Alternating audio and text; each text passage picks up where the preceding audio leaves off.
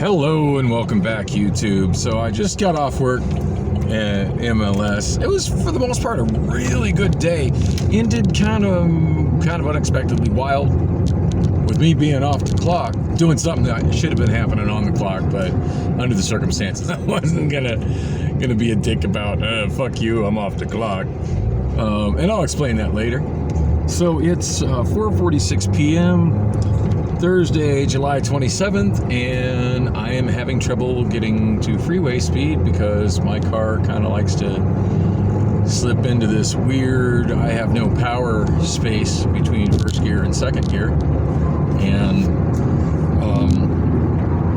going to touch base with Rob, let him know about that. I still can't believe I didn't even mention that to him the last time I saw him when he was handling the radiator fan. But hey, at least I told him he's good on the radiator fan front. Unless, of course, that's what's causing the weird electrical problem I had last night twice. Once at the store and once at a delivery. It was like walking distance from the store. And from the store, I mean Domino's. It's kind of funny, I was trying to learn how to work the ovens. Because we got like a rush, and so I was trying to learn and help out. And at one point, Samantha, the manager, she goes, "Oh, Daniel has that. He'll be fine because he's worked that before." And I'm like, "Yeah, I worked that in 1999. You know what? We had our menu in 1999." And the other gal, she's another driver, who was kind of showing me what to do. She turns to me, she goes, "No, what?" I said, "Pizza." She goes, "And?" I said, "That's it, pizza." That was it. That's all we sold back then. She's like, "Oh." It's now like, I mean, granted, 90% of what we sell is pizza, but there's pizza, there's sandwiches, like these baked sandwiches, which I think might actually be really good. The only one I ate had been sitting under the heat warmer for an obscene amount of time and then moved to a table where probably it should have been thrown away. The manager's like, "That's bad, you don't want to eat that." I'm like, "No, I need to eat something. My stomach is hurting." Because I had hit the point where I was getting hunger pains. I had such a limited amount of time when I went home yesterday between job number 1 and job number 2, and I made sure the cats got fed, changed clothes, washed myself up a little bit, try to get the nasty layer of sweat off me before I go in, so I'm not smelling going in there, and so I'm not sticky going in there to Domino's. And yeah, I didn't bother to eat. I didn't have time to eat, and I need to not do that because there's no guarantee I'm going to have time to eat while I'm at Domino's, and I don't think I get a break on that shift. I should maybe ask Samantha about that, but I don't dare just stop somewhere and get something while I'm on a delivery because the Domino's, I think it's called Domino's Pizza Experience. I should know the name of this app.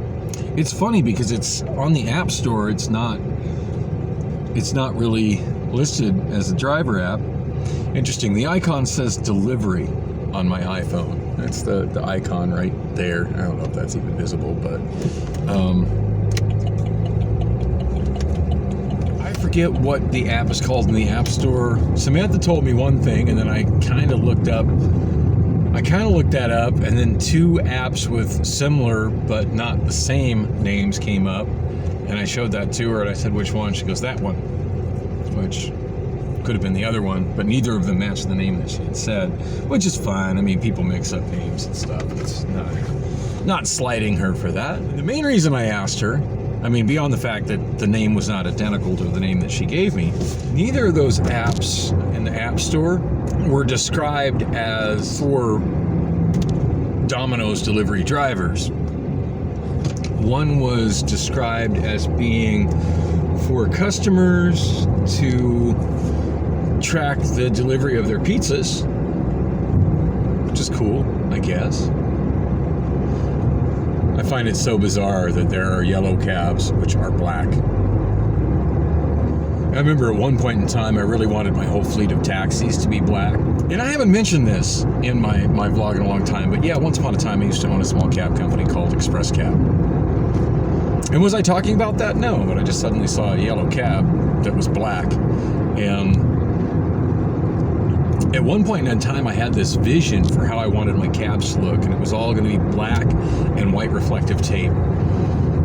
And then I picked up a cab that was black and gray. And after the first summer with that, I'm like, yeah, black cars in Phoenix are way too difficult to keep cool inside.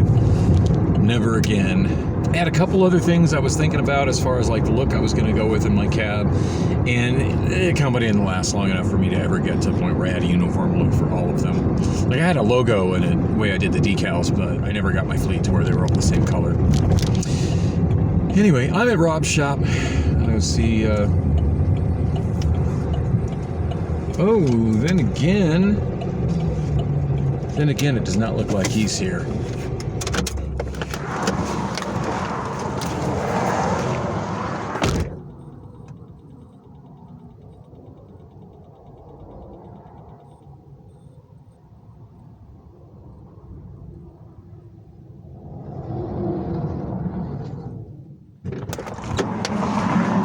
Nope, missed him for the day. That was kind of a crapshoot, but figure he's near the airport. I'm getting off work. I'm near the airport. Didn't have to rush off to Domino's Pizza today, so this should be stopping. I guess that's what I get for not calling him first. Although, I honestly prefer to just drop in. He's never seemed to have a problem with me doing that. Of course, most of the time when I just drop in, I have money for him, and I don't. But at least I finally have a solid date that I can tell him that, hey, I will have you a decent amount of money on. And that date will be a week from today, the following Thursday. I think today is Thursday. Yeah, Thursday, July 27th. I literally had one of those moments where I forgot what the fuck day it was. This week is just flying by. Yeah, next week, which will be the first Thursday of August. I forget what day is the first. I'm not capable of looking at a calendar right now. Speaking of yellow cab, that was it on the right where I just passed. That's the old AAA cab cage.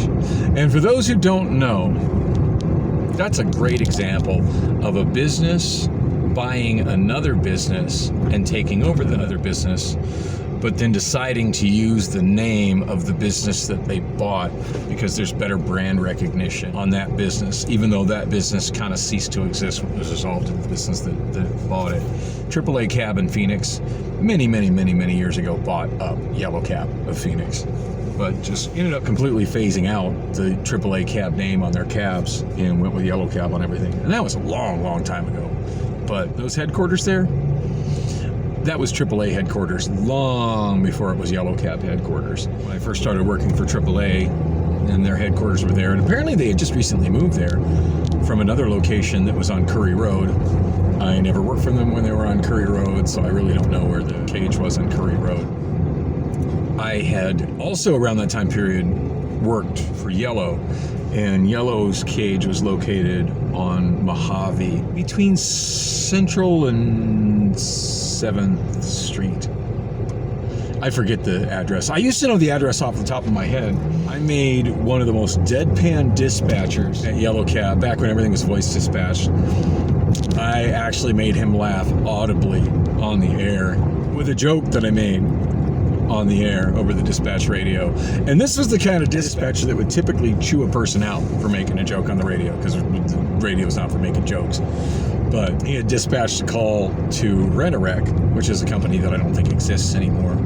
For those who don't remember, Rent-A-Wreck was a rental car company.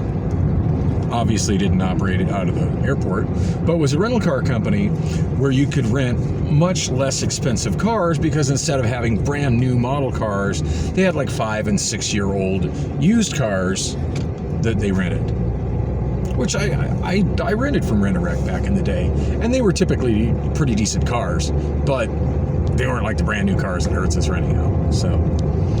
But anyway, yeah, so somebody had been dispatched to pick up at Rent-A-Wreck, and they said the address, and the guy copied it back, and as soon as he copied it back, and I knew there was just a little gap in the air traffic, I keyed up and I said, I thought Rent-A-Wreck was at, and I said the address of the Yellow Cab cage. Because Yellow Cabs are pretty known for just being beaten down cars, the shop cabs, the one that you rented from the cage there. And I forget that dispatcher's name. I've heard he's long since died. He was kind of old then, and I was just barely 22. That was just one of those really well-timed and delivered stupid jokes that was kind of an inside joke. I'd said it with the right person, and I've never heard that man laugh on the radio except that one time. And I think he knew exactly who it was too. And I think that's when I was still driving 638. I kind of made a name for myself at Yellow driving 638. It's funny that I can remember, as bad as I am at remembering numbers. I remember that my first car was. Oh God, do I remember my first car? I don't. I remember I got one, and it was just awful, and I brought it back. Well, actually, no, I turned it in. I made it through the 12 hours, but it was an awful car. And then the next shift I went, that's when I was shacking up with Amy. And then I came back, and I got 638, and I liked 638. It wasn't a pretty car, but it drove really good. And I just made mad money I did good money the first day I was with Yellow Cab. My second day at Yellow Cab, I was just making money hand over fist, driving 638. And when my 12 hours was up, I went to the cage, and they're like, well, if you like the car, you can go ahead and keep it and just take it out for another 12. And I'm like, really? I said, I got to sleep at some point. And he goes, well, why don't you do a 24? I'm like, okay. When I went through the training, I was kind of intimidated by the prices of the 24-hour leases, thinking, well, God, I won't make that. And by that point, I'm thinking, as much as I'd made the last 2 days, I wasn't worried about I figured I'd make that 24-hour lease in just 2 hours. So I wasn't even sweating that. I'm like, yeah, this is cool. I don't have to figure out how I'm getting back to Amy's place near Metro Center. I can just, I don't have to deal with riding the bus or nothing. I can just keep the cab, go over there and crash out with her, and whenever we wake up, hop back in the cab, get back to work. Yeah, this is cool. I like this car. And I think I did that like one night. Maybe 1 or 2 nights, and then it seemed like the next day I just stayed busy all night long. And then I got to a point where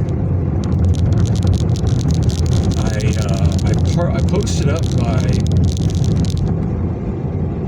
posted up under a bank drive-through near where Paradise Valley Mall used to be. Just go ahead and cut me off there, guy. That's great. Guess that's how they do it in Texas.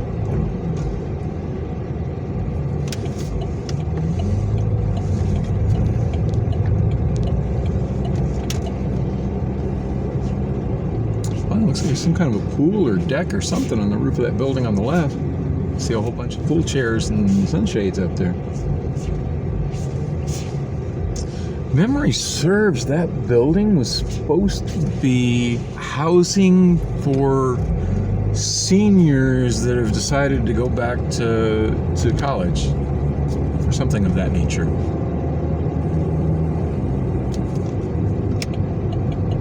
Oh, so I guess I should say what the heck I'm doing. I'm trying to head back to AZ cell phones, and the iPhone screen, which I've been having issues with my iPhone since literally the moment I got it from it. I noticed on that video, I commented that the screen lock button was not feeling right. And since then, I've had issues with ghost touches and one corner of the screen where there's been some light bleed through. Well, now that corner of the screen where I was getting light bleed through has turned into a big old dark spot. Let me find something light I can put on the screen. Yeah, I don't know if that's gonna translate well or not, but anyway, there's a big dark spot, and that's only been there for a couple of hours. It started as a little tiny hull, and just as I was using it, it just expanded. And that's the first time I've ever tried to return anything or say that there was anything wrong with any parts or work done by Al. And I don't know how well he's going to respond to it. I so far been really impressed with the guy and his work and stuff, but this is going to be definite moment of truth with him as to whether or not he remains the cell phone guy for me. So I'm really, really hoping he does me right on this. And I'm hoping it takes him a while to work on it so I can walk over to Tempe Tavern and get some of their happy hour fish tacos. Because holy crap, those were really good. I don't know if I mentioned those on the last video when I came down this direction, but yeah, while he was rebuilding the iPhone with the new battery and the new screen on it, I went over there. I was just planning on getting the PBR and killing some time, using the Wi-Fi and enjoying the music. Oh, there goes the transmission slipping again.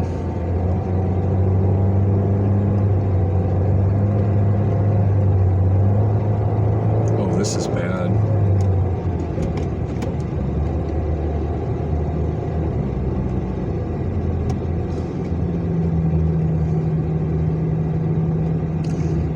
Yeah, that's making me nervous.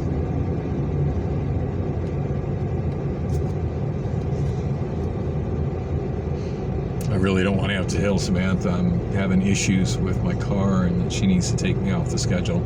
That's not a good way to start on a pizza delivery job. So I started the video mentioning that I kind of stayed a little bit longer than normal on my way out of work and had a conversation that should have been on the clock, but it wasn't. And I felt it was important enough that I went ahead and had it. But I had my first actual kind of like meeting conversation with Carter.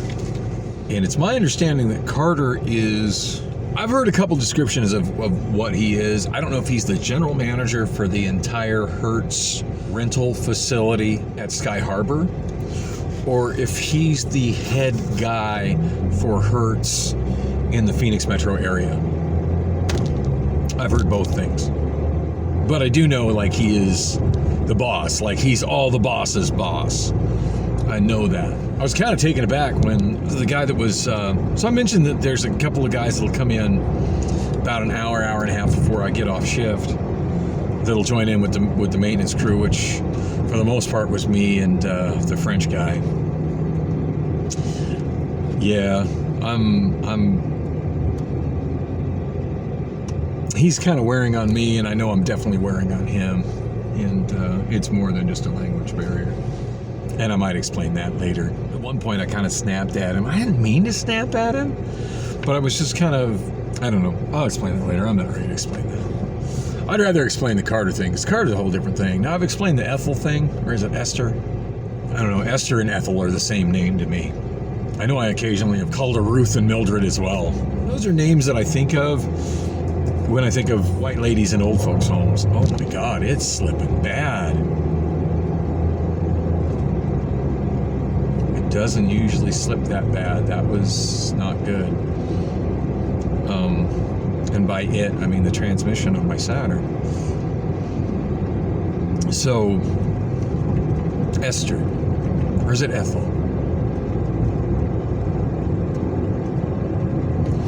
Anyhow, it's just everybody I talk to in maintenance is always like, "Oh, what do you think of Esther?" And I'm like, And the general consensus is that she's just not good at being the maintenance lead, mostly because she's not a good leader and she's not a good communicator. Doesn't teach well, doesn't communicate well, is kind of abrasive and bossy. But like, when somebody's giving me directions, if there's anything I'm vague on, and this is just, oh, look at this guy, he's in the bike lane, guy in the Chevy, driving in the bike lane, driving a little farther in the bike lane.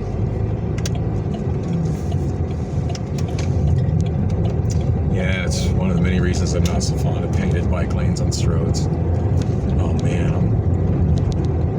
issues again.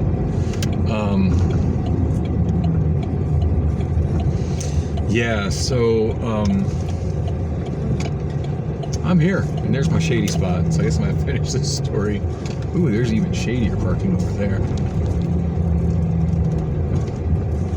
Might be out pulling up right there. He also does batteries on Priuses, so that's why you always see so many Priuses when I roll through here. I'm gonna park here in the shade.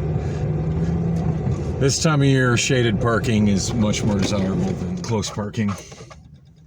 I'm gonna have to explain this when I get back. Sorry to leave you all hanging like this, but super short version. I had a conversation with Carter that started with, and I know he's like the big boss when he said it to me. He goes, "Who is that just dropped you off in that car?" And I'm like, And I hate to be the guy that like is throwing somebody under the bus or stitching on somebody for something. But I mean, when the boss asks who's that in the car, I want to answer. But the thing was, I couldn't answer because I'm so bad at names. I don't know his name. So I was just honest. I'm sorry, I don't know his name. He goes, well, white guy, black guy? It's a black guy, which of course in that crew doesn't narrow it down at all. I mean, I could have said really old black guy that's kind of hard to understand, and that would have narrowed it down 100%. But again, I'm kind of intentionally trying to be a little vague because at this point, I don't know what's going on. And I'm kind of concerned that his problem at that moment was that I had asked him to give me a ride from the break room where I clock in and out at to the gate where I exit to walk to my car, which I could have walked that, right? But it's 116 degrees out. And yeah, if I can ride in an air-conditioned car, I mean, I was going to walk it. And right as I stepped out the break room, he was driving by. So I waved at him. He popped the door. I'm like, hey, can you ride to the gate? And I don't know if maybe I'm not allowed to do that. So I don't want him to get in trouble for giving me a ride to the gate when I was the one who asked him to do that. That was my initial concern. Well, come to find out, he was concerned about the vehicle he was driving. We ended up having a whole conversation about how that's supposed to go. And then he told me how it's really supposed to go. And it's like, that is absolutely completely was not mentioned to me. And he goes, well, you can let everybody know that came from Carter. So on that note, I had a pretty great conversation with Carter about a handful of things. And Ethel or Esther, or whatever her name is, she came in the gate while I was talking to Carter. And boy, did she seem to be going out of her way to not make eye contact with either of us and just walk by without getting noticed or mentioned. So, I mean, every place of employment has its office politics, even places that aren't offices. But boy, it's kind of interesting there at Hertz and MLS, which is part of Hertz, at least it's part of Hertz there at the rental car center. Anyway, I'm heading over. Hopefully Al can situate my iPhone. It's 5:14 p.m., still Thursday, and Al is not here. The gates are closed, security gates closed behind the, y'all see that? Security gate closed behind on the door. The open sign says open, and his posted hours are until 7, but I do know he's a one-man operation and sometimes has to go places to get parts to finish stuff. It's not like a really comfortable place to take a nap, just saying. So that's fine. I've really been craving those Tempe Tavern fish tacos. Oh, I wonder what's going on here. City of Tempe, public notice, zoning. We have the meeting in the Escalante Community Multi-Generational Center. Request. Apache Square consists of a 5-story mixed-use building providing 167 multifamily residential units. Includes 2 live-work units. I wonder what exactly that means in this context. 3,915 square feet of flex restaurant retail office space at street level, and up to 1,300 square foot of outdoor restaurant space at street level. 810 square feet of live-work office space at street level, and associated amenity spaces. The request includes a general plan amendment to change the residential density projected for the site from high density, up to 65 units per acre, to high-density urban core, more than 65 units per acre, zoning map amendment from the Commercial Shopping and Service Transportation Overlay, CSS, District, TOD, Station Area to Mixed Use, High Density, MU4, TOD Station Area, Planned Area Development Overlay to establish development standards for the site, use permit to reduce the 60% ground floor use requirement along McClintock Drive, and a development plan review for site and landscape plans and building elevations. This site is give or take 1.95, so just less than 2 acres in size, is located at 1747 East Apache Boulevard. Wow, that's pretty cool. You know, I wish I had time to go to meetings like that. I really do. Because I'm fascinated by that stuff, and that was probably absolutely boring to 90% of the people who watch my blog. But I'm sure the property they're talking about, I'm curious if it includes the strip mall, where the biker club clubhouse is. And I don't know that I've talked about that much on my vlog. I really should. That's a fun place. I have no reason to really go in there anymore, but at one point I did. Because, yeah, I'm not a biker. God, if I had some good times in that clubhouse, though. A hookah lounge, an owl shop. I don't know that there's any other businesses functioning in the strip mall, so I'm not sure if that would include that, or if it's, you know, there's a property line obviously between that building and this property here, the 1747. This property here, which for many, many years was Pep Boys. And I made a comment recently when I was vlogging and going through here that I thought it was interesting that Pep Boys was out of business. And I had said that, yeah, that's a sign that the economy is tanking when a business that has been in a location successfully for decades is suddenly out of business. What I didn't consider at that point in time, which seems to be what's going on here, is that property investors looking at building something like what I just described, a large high-density mixed-use development, could make this property worth a whole lot more than the site of a Pep Boys. So yeah, that's definitely what's being described here. Oh, look, here's an old Pep Boys sign. It doesn't say Pep Boys on it, but oh, it sure does say Pep Boys. I stand corrected. I don't know that I ever shopped at this Pep Boys. I remember picking people up as a cab driver at this Pep Boys. Mostly people that were dropping their cars off for service, and I was giving them a ride home or somewhere else. There's another notice, similar to the one I just saw. I got a lot of mixed feelings about these sort of mixed-use developments, but overall I feel it's a really good thing, especially this close to the light rail station. Still not a fan of light rail in the middle of the street. Or should I be more accurate, in the middle of a strode? Oh, I'm not going to make it across that light. Wait. No, I'm not going to wait. I'm just going to go the other direction.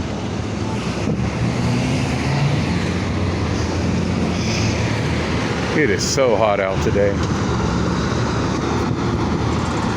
I still got my MLS safety vest on and my fluorescent hat. So if nothing else, I am definitely highly visible. Oh, nice vest.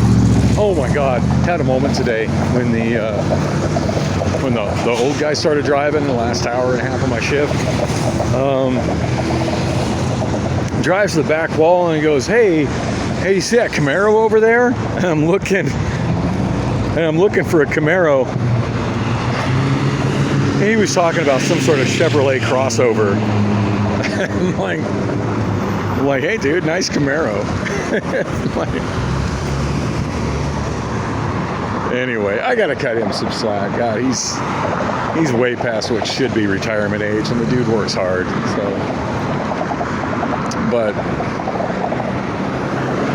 I don't know. I can't help but give somebody shit for calling a piece of shit vehicle, piece of shit crossover, a Camaro.